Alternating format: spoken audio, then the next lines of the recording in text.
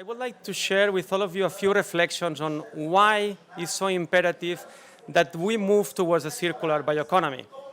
And the answer is very simple, because our current system, functioning under an extractive fossil-based economy, has reached its limits. We have not only changed the climate of our planet, but we are crossing its resilience boundaries due to the massive loss of biodiversity and the degradation of our natural ecosystems. Basically, we have reached a tipping point. We have reached a tipping point. And we need to rethink our economy if we want to rewrite the future still on time. And when I say rethinking our economy, it means transforming the economy. It means moving from an economy powered by fossil resources that has developed at the expense of nature towards an economy that is powered by nature and prospers in harmony with nature, as His Majesty King Charles mentioned yesterday in his speech.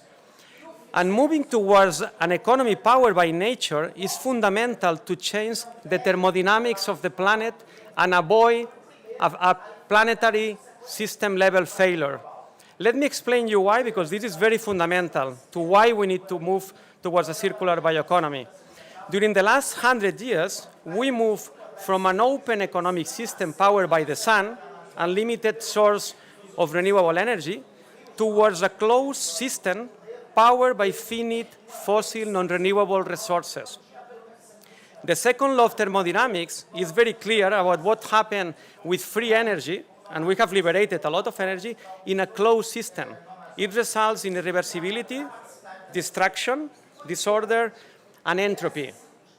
So now we have entered into a vicious cycle that has resulted in the interconnected climate and biodiversity crisis.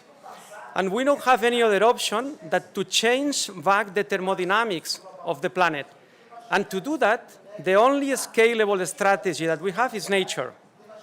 Because remember one thing, very simple but very important thing. Nature is the interface between us and the sun. Nature, through photosynthesis, translates solar energy into renewable biochemical energy that we can use in a sustainable way across the entire economy if we use a circular and regenerative approach.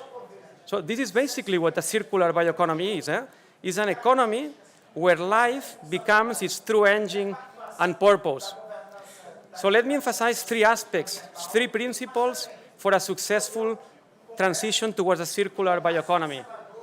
The first, very important one, in a circular bioeconomy, biodiversity becomes its ultimate engine, because biodiversity is a prerequisite for life to adapt and evolve in a changing environment. And remember, in nature, the only permanent thing is change. So biodiversity is basically the life insurance of life. Investing in biodiversity is the best insurance for the future economy, to keep it resilient, to keep it adaptable to a future that we still don't know how it will look like. So this is the first aspect. Second, nature is complex, but we should not make it complicated. These are two different things.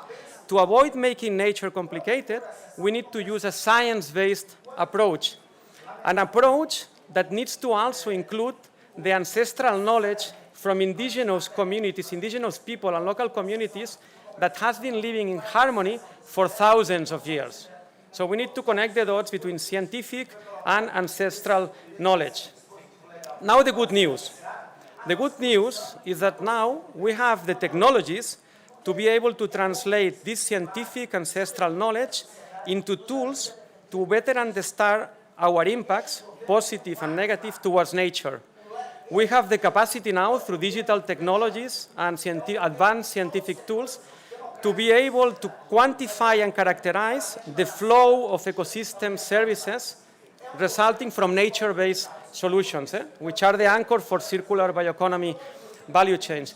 And this is very important in order to scale investments, because we need to quantify in order to make nature-based solutions investable, to make it liquid in a financial point of view, And this is very important because now we have the technology to be able to quantify and therefore be able to scale up investments from philanthropic projects to the fund level.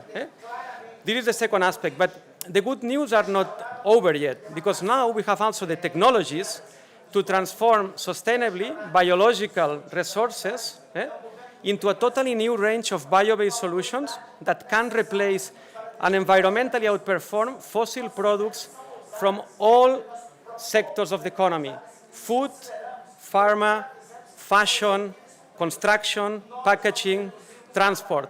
So we have the technology. The knowledge is there. The solutions are there. Everything that is made out of oil today can be made with the new technologies by bio-based solutions, biological resources.